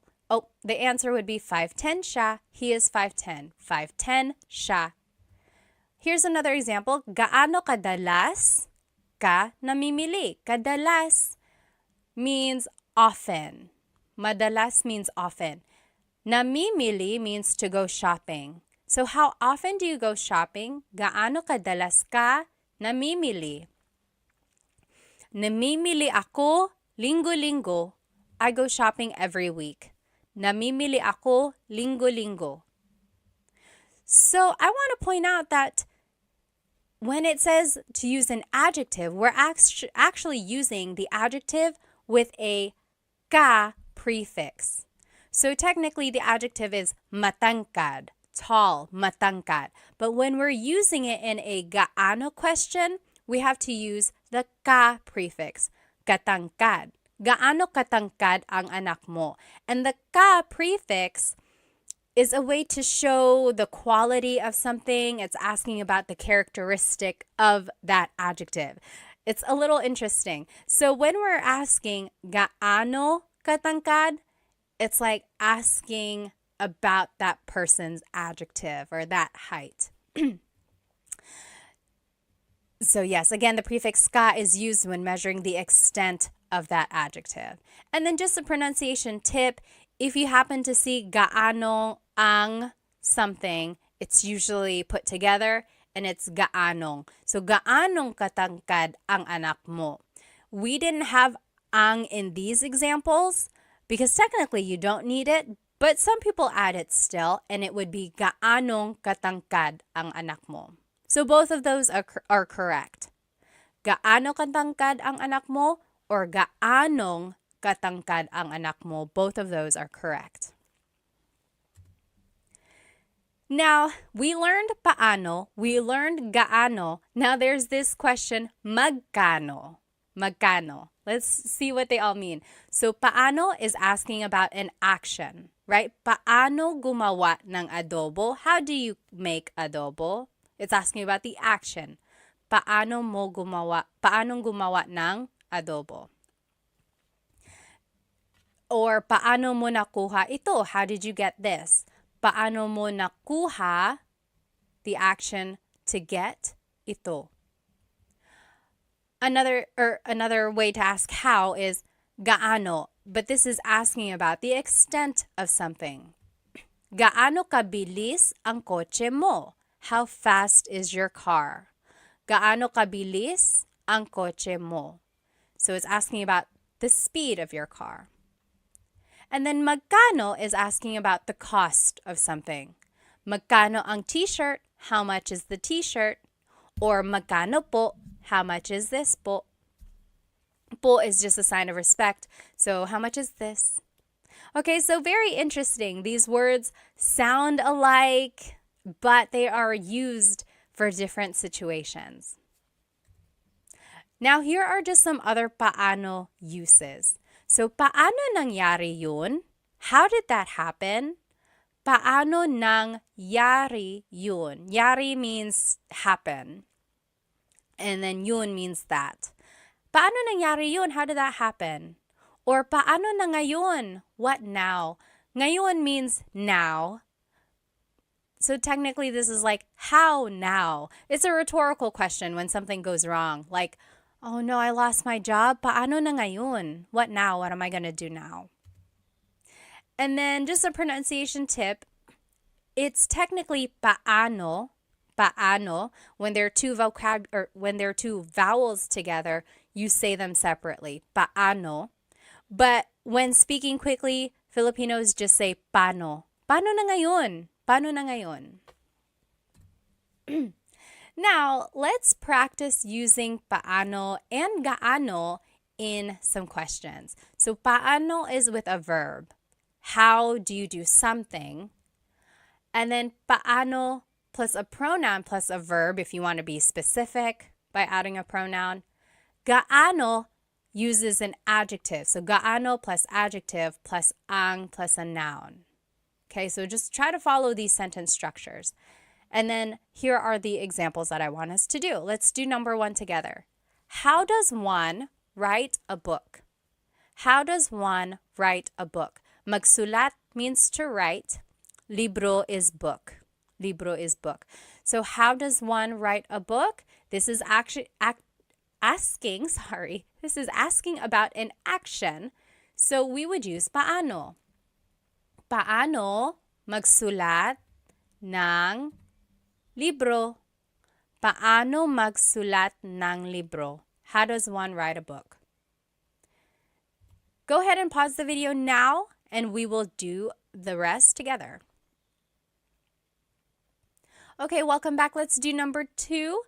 How did you make this? Ginawa means made. Paano mo ginawa ito? So that's following rule number 2. Paano, then the pronoun, then the verb. Paano mo ginawa ito? Number 3, how far is your house? Malayo means far, bahay is house. So, gaano kalayo ang bahay mo? Do you see that it's asking about the distance of your house? So it's like an extent of that adjective. So, gaano kalayo ang bahay mo? That's why we're using gaano instead of paano, because we're asking about like an adjective related to your house. How did you get that? Nakuha means got. Paano mo nakuha yan? There's no adjective in this question, so we would just still use paano. And that follows rule number 2. Paano mo nakuha is the verb yan. Number 5, how big is their dog? Malaki is big, aso is dog. How big is their dog? So it's asking about an adjective, so we would have to use gaano. Gaano kalaki ang aso nila, their dog nila. And then number 6, how spicy is the food? Maanghang is spicy, pagkain is food. So it's asking about an adjective, the spiciness of it. So it would be gaano kaanghang ang pagkain. Gaano kaanghang ang pagkain. So in all of these examples, I gave you the adjective in the ma form, right? Malayo, malaki, maanghang. So it's the ma form of the adjective. But remember, when you are using gaano as a question, you have to change the adjective into the ka form. So it has to have the ka prefix because it's asking about the extent of that adjective. Okay, if you have any questions, again, please feel free to write them in the comments. I will try to answer. Okay, next question word we're going to learn is ilan. How many? Ilan. So it would be ilan, then ang, then a noun. For example, ilan ang anak mo? How many kids do you have? Ilan ang anak mo? Ang anak ko ay tatlo. Ang anak ko ay tatlo. I have 3 kids. Or tatlo ang anak ko. Or tatlo. So again, there are many ways to respond. The first one is formal. No one really says it like that. The second one is common. That is what people would say. And then the last one is the short answer, which is also acceptable. I have 3 kids. That is what that means. Now, you might hear someone say, ilan na ang anak mo? Ilan na ang anak mo? Na means already. It's kind of like an emphasis. Maybe you haven't seen someone in a very long time and you're just catching up. They're like, ilan na ang anak mo? How many kids do you have now? Or how many kids do you have already? So it's just like an emphasis. And then technically, when you want to make something plural, you have to add the word mga. So mga anak, kids, mga anak. But in the question form, you don't have to add mga because it's already implied. So you don't say, ilan ang mga anak mo? You can, it's not wrong, but people drop it and it's just, ilan ang anak mo? How many kids do you have? But it's not incorrect if you wanted to add mga, ilan ang mga anak mo? It's just kind of redundant. All right, next, ilan ang plus a verb. Ilan ang pupunta sa handaan? How many are going to the party? Ilan ang pupunta? Pupunta is the verb meaning to go. So, ilan ang pupunta sa party? The response is, ang pupunta ay 5. Or 5 ang pupunta. Or 5. I would say the second one. 5 ang pupunta. 5 people are going to the party. Next example, ilan ang kakain dito? How many are eating here? Ilan ang kakain dito? And then, your response is, ang kakain dito ay 3. Or 3 ang kakain dito. Or 3. That means 3 people are eating here. Or will eat here. So, both of these questions ask about like how many people are coming, how many people are eating.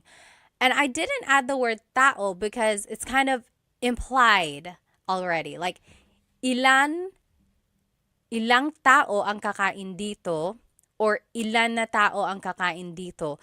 Those just kind of make it a little bit more complicated. If you want to just get straight to the point of the question, you don't have to add the word tao. It's kind of implied. So, ilan ang pupunta sa handaan? Ilan ang kakain dito? It's asking about like the people. Okay. Next. Just a pronunciation tip. When there's ilan ang, it's usually put together and it's ilang. Ilang taon ka na? How old are you? Ilang taon ka na?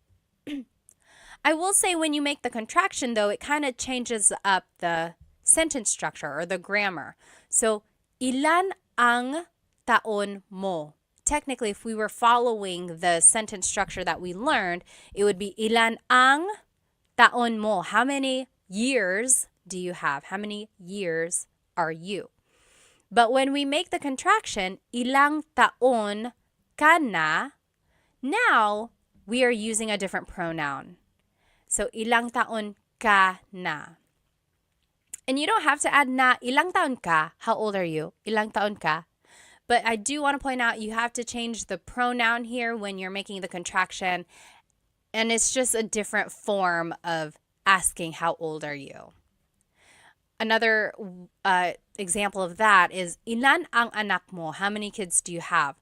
Versus, ilang anak ang meron ka? So we made the contraction, and then now we changed up the grammar a little bit.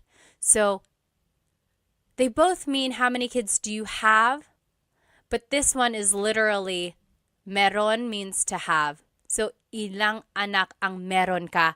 How many kids do you have? So same meanings, just different ways of saying it.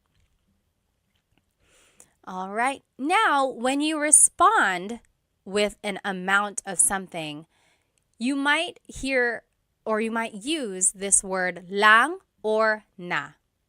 So, ilan ang anak mo? How many kids do you have? A response could be, isa lang ang anak ko. I only have one kid. Lang means only. Isa lang ang anak ko. Or, na means already. Tatlo na ang anak ko. I have 3 kids already. Tatlo na ang anak ko. Or another example, ilang donuts ang kinain mo? How many donuts have you eaten? Ilang donuts ang kinain mo? Or how many donuts did you eat? So, you could say, dalawa lang, only 2. Dalawa lang, only 2. Or, apat na ang kinain ko. I already ate 5. I've already eaten 5. Apat na ang kinain ko. So these 2 words kind of show almost like an emphasis, or they just give you an idea of how much or little something is. Only and already. Okay? Now, there are other ways to use ilan. Very interesting. So there's pang ilan, tig ilan, and mga ilan. So, pang ilan is what you use when you're asking about the ranking of something or the order of something. So, for example, pang ilan ka sa magkakapatid? In what order were you born amongst your siblings? So, were you the oldest? Were you the firstborn? Are you in the middle? Are you the last? Where were you in the order of your siblings? Pang ilan ka sa magkakapatid? Some responses, panganay ako, I'm the oldest. Panganay ako. Pangatlo ako, I'm the third. Pangatlo ako. Or bunso ako, I am the youngest. Bunso ako. So you'll see the response usually has pang in it because the question has pang. So pang is almost like in which or where. It's just asking about like the placement of things. Okay, so here's another example. Pang ilan ka sa contest? What place did you get in the contest? Pang ilan ka sa contest? Here are some examples. Una ako, I was first. Una ako. Pangalawa ako, second. Pangatlo, third. So again, there's that pang prefix that you use to answer when it's a pang question. Very interesting. Next, tig ilan means how many of each. So for example, maybe you're shopping at a store and you're like, oh, I like all of these t-shirts, but I want multiple of them. They might ask you, tig ilan na t-shirt ang gusto mo? How many of each t-shirt do you want? For example, oh, I want 3 of the red t-shirts, 2 of the white t-shirts, 1 of the black. So, tig ilan na t-shirt? How many of each t-shirt do you want? Your response would just be the number of it. So, dalawang pula, 2 reds, isang puti, 1 white, and so on. So, you see it's asking how many of each type of thing. Another example, tig ilan na tsokolate ang gusto mo? How many of each chocolate do you want? So, for example, if there are M&Ms, Snickers, Twix, and so on. Tig ilan na tsokolate ang gusto mo? You could say, tig iisa po. I'll take 1 of each. Tig iisa. 1 M&M, 1 Snickers, 1 Twix. Tig iisa. Or tig dadalawa po. 2 of each.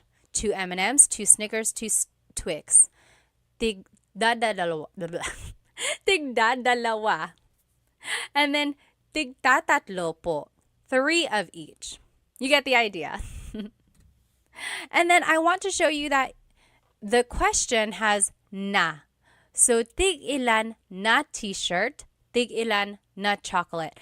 And in this case, na is translating as of. How many of each t-shirt, how many of each chocolate do you want? And then just a pronunciation tip here. Tig ilan is a homonym, meaning it can have different translations depending on how it's pronounced. So, tig ilan, when there's a hyphen in it, you have to have that glottal stop. Tig ilan. That means how many of each. When there's no hyphen, tigilan, tigilan. It's just one word, tigilan. That means to stop. For example, tig ilan t-shirt ang gusto nila. How many of each t-shirt do they want? Tig ilang t-shirt ang gusto nila. That means how many of each t-shirt do they want? But if you say, tigilan mo yan, that means stop that.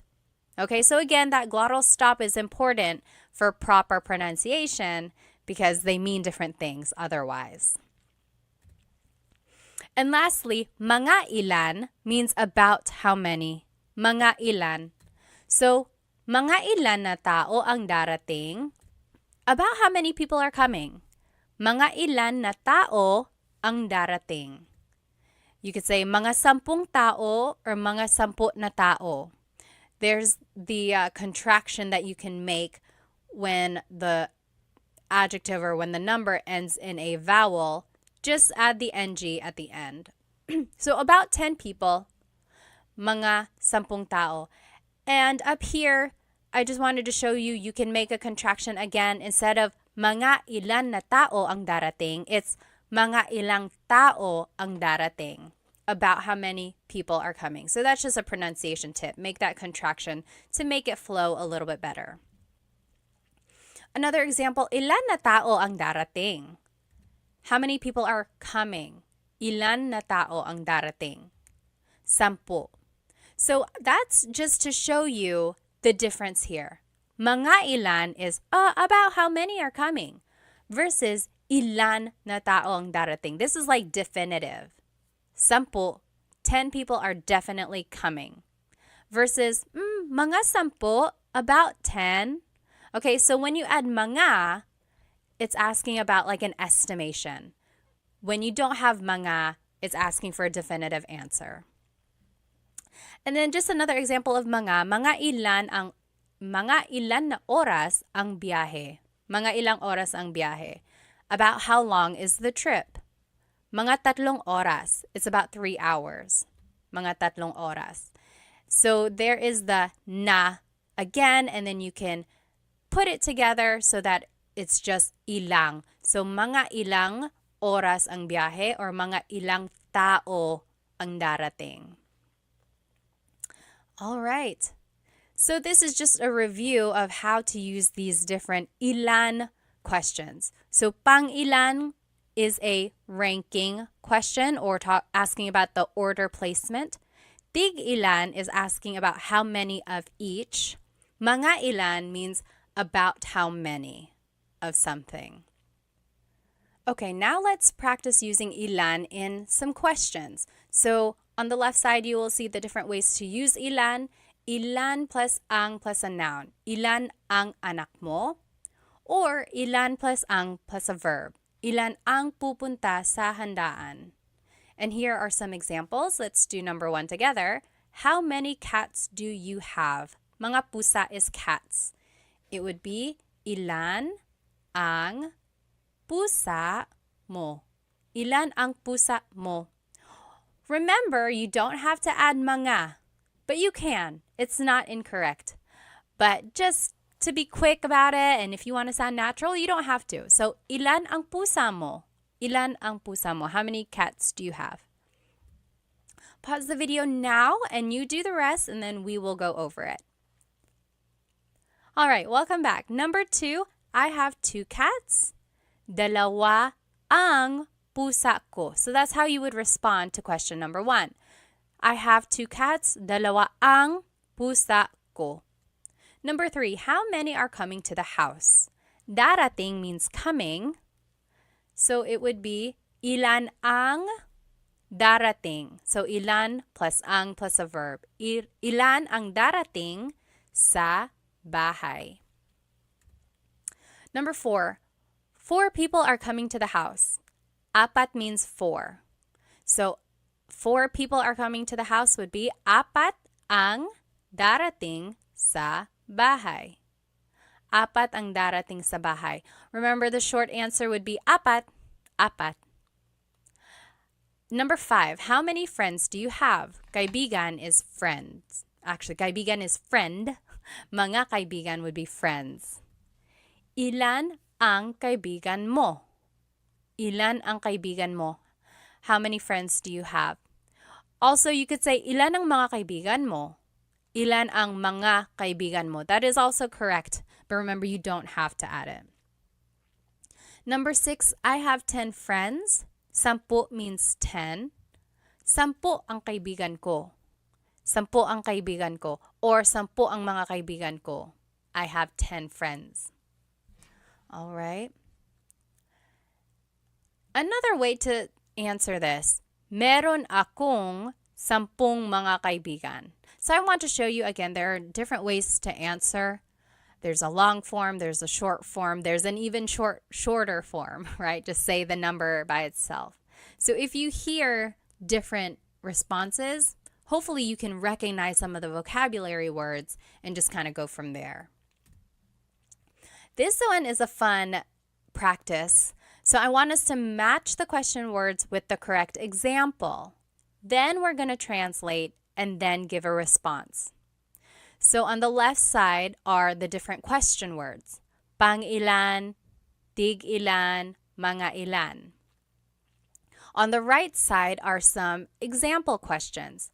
How many of each hat do you want? About how many balloons are we going to buy? How many drinks have you had? Like, what number is that? Or what number of drinks is that for you? So we have to match what question word would go with that question, and then we will translate. So go ahead and do that. Pause the video and see if you can match and then translate and give a response. Okay, welcome back. Let's see. This is what the answers would be. Pang ilan goes with this question. How many drinks have you had? What number is that? What number of drinks is that for you? So it's asking about like the order of your drinks and asking about just basically like where you are in your line of drinks. Tig ilan would be how many of each hat do you want? So it's asking about the amount of each. Mga ilan, about how many balloons are we going to buy? So it's an estimation. We don't know exactly. It's just about how many do you want. Okay, so hopefully you were able to match them. Now let's see if we can translate them. How many of each hat do you want? It would be, tig ilan na sombrero ang gusto mo? Tig ilan na sombrero ang gusto mo? And then your response could be, tig iisa po, one of each. Tig iisa. Next, about how many balloons are we going to buy? Mga ilan na lobo ang bibilhin natin? Or mga ilang lobo ang bibilhin natin? Your response, mga 5, about 5, mga 5. How many drinks have you had? What number is this? What number of drinks is that for you? All of that is encompassed by this one question. Pang ilan na inumin mo na yan? Pang ilan na inumin mo na yan? Pang-apat na ito. This is my 4th. Pang-apat na ito. So do you see how that one is asking about the order of your drinks or like how many you've had? And then your response is just that order. So this is the 4th. Pang-apat na ito. All right. So those were different ways to ask for how many. This next question word, alin, means which. Which. Alin. So alin ang, excuse me, alin ang plus a verb. Alin ang plus a verb. So alin ang gusto mong damit? yung pula or yung puti? Which dress do you like, the red or the white? Alin ang gusto mong damit? Your response would just be one of the choices. Yung pula ang gusto ko. The red is the one I like. I like the red one. Yung pula ang gusto ko. Or, yung pulang damit ang gusto ko. If you want to be specific, yung pulang damit ang gusto ko. So, yung pula means the red one. Yung pulang damit means the red dress, specifically. And then I want to point out, mong up here is just mo plus nang put together. So, alin ang gusto mo ng damit? Alin ang kinain mo? Yung cookie or yung cake?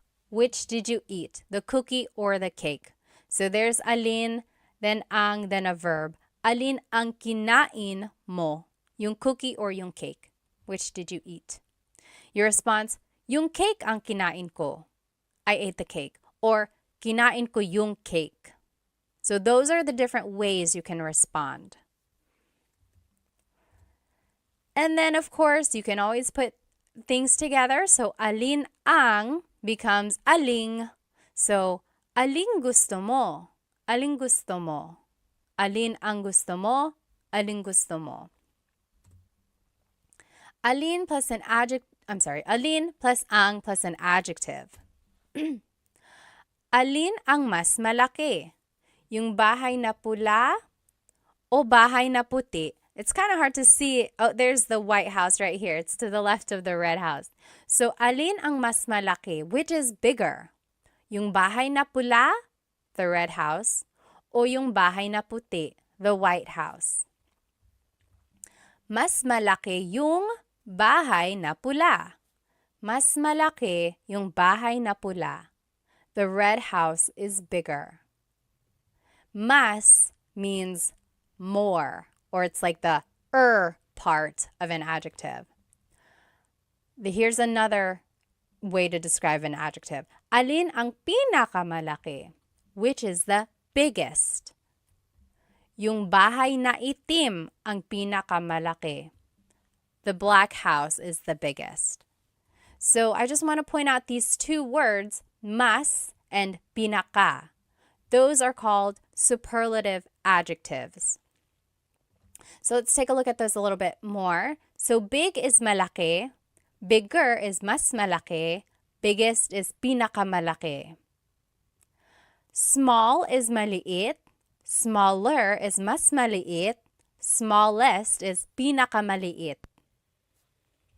And then just one more example, pretty is maganda, prettier is mas maganda, prettiest is pinakamaganda. So those are the different ways you can describe something, especially in this alin question form, like which is bigger, which is the biggest. Now you can also use alin with a pronoun. So it's alin plus ang plus noun plus pronoun. Alin ang bahay mo? Which is your house? Alin ang bahay mo? Your response? Yung bahay na maliit ang bahay ko. Or yung maliit na bahay. Both of those mean the small house is mine. Yung bahay na maliit ang bahay ko. And then another example now with verbs. Alin plus na plus noun plus ang plus a verb. So, alin na kotse ang bibilhin mo? Alin na kotse ang bibilhin mo means which car are you going to buy? Yung mura na kotse, the cheap car. Yung mura na kotse. I think we already saw this. Anytime you see alin na, it's aling. So, aling kotse ang bibilin mo? Aling kotse. Now, let's practice some questions using the word alin. Here are the different formats of using alin. Alin plus ang plus a verb. Alin plus ang plus an adjective. Alin plus ang plus a noun and pronoun. Then alin plus na plus noun, ang, and verb. Here are our practice questions. Which is your favorite, the sweet or the salty one? Paborito means favorite. Matamis means sweet. Maalat means salty. Alin ang paborito? So we just followed rule number 2. Alin ang paborito mo? Which is your favorite? And then the next part of the question, yung matamis o yung maalat? The sweet or the salty? Yung matamis o yung maalat? You take a minute, you do the rest, and then we'll check. Okay, number 2, my favorite is the sweet one. Paborito ko yung matamis. Paborito ko yung matamis. That is how you would respond to that first question. Or you could say these ways. Yung matamis ang paborito ko. The sweet one is my favorite. Or just simply you could say yung matamis, the sweet one. Number 3, which dish is the most delicious? Adobo or sinigang? Ulam means a dish or a meat. Masarap means delicious. So, alin na ulam ang pinakamasarap? Alin na ulam ang pinakamasarap? So, it's kind of taking rule number 4, but then instead of a verb, it's adding the superlative adjective. And then the choices would just be adobo o sinigang. Adobo is the most delicious dish, would be adobo ang pinakamasarap na ulam. Adobo ang pinakamasarap na ulam.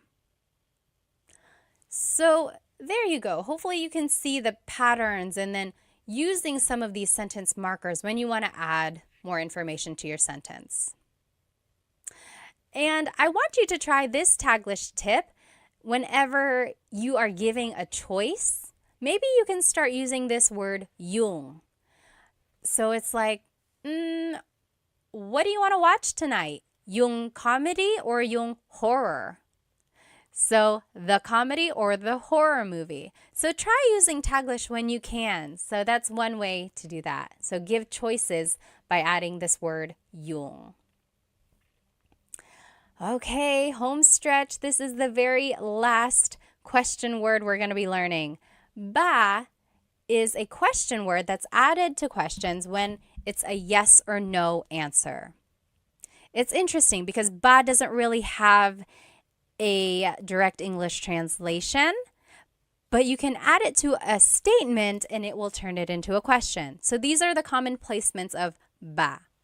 First, it goes after a noun, adjective, or a verb, or it can go before or after some pronouns, and it goes after na or pa if they appear in a phrase. So first, it can go after a noun, adjective, or verb. For example, bahay ba yan ni Sarah? Is that Sarah's house? Bahay ba yan ni Sarah? It's going after the noun. Or, mabait ba si Tita Baby? Is Tita Baby nice? Mabait ba si Tita Baby? So it's going after the adjective, mabait. Lastly, it can go after the verb. Nagluto ba si David? Did David cook? Nagluto ba si David? So it's going after the verb nagluto. Next, sometimes ba goes before a pronoun. Sometimes it goes after. Take a look at this. So subject pronouns, we already learned about these in the previous lessons. Kumakain ako means I am eating. Kumakain ako. But if you wanted to ask, am I eating? Like if you're asking yourself rhetorically, ba would go before it. Kumakain ba ako? Am I eating? Kumakain ba siya? Is he eating? Kumakain ba sila? Are they eating? Kumakain ba kayo? Are you all eating? Kumakain ba tayo? Are we eating? Kumakain ba kami? Are we eating exclusive? But take a look at this pronoun. Kumakain ka ba? Ka. When you are using the singular you, ka, ba goes after that. Kumakain ka ba? And that's the only pronoun in the subject pronouns when ba would go after it. And I haven't found a rhyme or reason why this happens. Why is it ka has to go before the ba? It's just one of those things that has been a pattern in the Tagalog language. So just take note of that. Again, if you mix it up, if you happen to say kumain ba ka, that's not correct, but someone will correct you, hopefully. So don't be scared of making the mistake. Just know that there are certain times when ba goes before or after. Now let's take a look at possessive pronouns. So bahay nila yan, that means that is their house. Bahay nila yan. But when you add ba, it turns it into a question. Bahay ba nila yan? Is that their house? Bahay ba nila yan? So it's going before. Next, bahay ba namin yan? Is that our house? Bahay ba namin yan? Or bahay ba natin yan?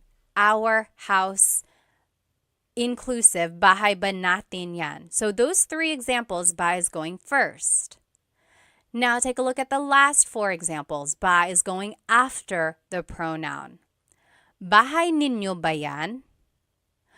Ninyo can be interchangeable. I've actually heard it bahay ba ninyo yan and bahay ba ninyo yan. So I've heard ba go before and after the pronoun for ninyo. Next, bahay mo ba yan? Bahay mo ba yan? Ba is going after the pronoun. Bahay ko ba yan? Bahay ko ba yan? And bahay niya ba yan? Bahay niya ba yan? Niya is another pronoun where I've heard both. Bahay ba niya yan? But mo and ko usually go before ba. So it's tricky. This slide is just to show you that it can be tricky when using ba and pronouns. I would say practice it. Also listen to native Tagalog speakers or listen to Tagalog movies and you will see you will hear where ba naturally goes. Okay? Again, it's unclear why ba goes before or after some pronouns. And there's no rhyme or reason that I know of. If anyone knows of a reason, please let us all know because I'd love to know. Next, ba goes after the words na or pa if they appear in the question. So na means already, na means already, pa means still. For example, natulog na ba si ate? Did big sister go to sleep already?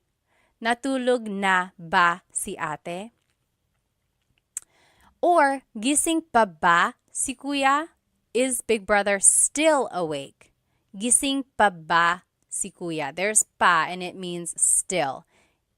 Is he still awake? Kumain na ba kayo? Have you eaten already? Kumain na ba kayo? Na is right there and that means already. And lastly, busog pa ba kayo? Are you all still full? Maybe you ate a lot. Busog pa ba kayo? What's interesting is that when you take out the word ba, then these are all just statements. Natulog na si ate. Ate is asleep already. Natulog na si ate. As soon as you add the word ba, it turns it into a question. Natulog na ba si ate? Did ate go to sleep already? Same with busog pa kayo. Busog pa kayo. You all are still full. You're full. You ate a lot. You're still full. Busog pa kayo. But as soon as you add ba, it turns it into a question. Busog pa ba kayo? Are you still full? Very interesting how this small word can make a big difference. So now here are just some other ba uses. Talaga ba means, is that so? Talaga ba? Talaga means really. And when you add ba, it means, oh, really? Is that so? Hindi ba? That means, is it not? So it's like, hey, these are not the right tickets. And you're like, hindi ba? It's not. And then, oo ba means sure. Like, hey, do you want to come with me? Oo ba? Okay, sure. Oo ba? Now, you can add ba to any of the question words that we learned, and it kind of works as an emphasis. We already saw some of these. Ano ba means what the heck? Ano ba? Bakit ba means why with emphasis. Bakit ba? Sino ba? Like who with emphasis. Like if someone is like, hey, someone's knocking at the door, they're really knocking, they're knocking really hard, and you're like, sino ba? Who is it? And again, same with those other question words. Saan ba, ilan ba, kailan ba?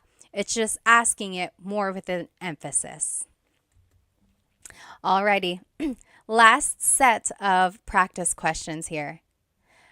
Let's practice ba, and here are the placements of ba. Remember, they go after a noun, adjective, or verb. They go before or after some pronouns, and then they go after na and pa if they appear in the question. Let's do the first one. Kumain ka ng almusal. We have to change the statement into a question by adding ba. So, kumain ka ng almusal means you ate breakfast. Where would ba go? Kumain is a verb, so it would probably go after that. Let's see. Kumain ka ba ng almusal. So it actually goes after ka because it is the pronoun, one of the pronouns that go before ba. Tricky, right? It's just one of those things that we'll have to memorize.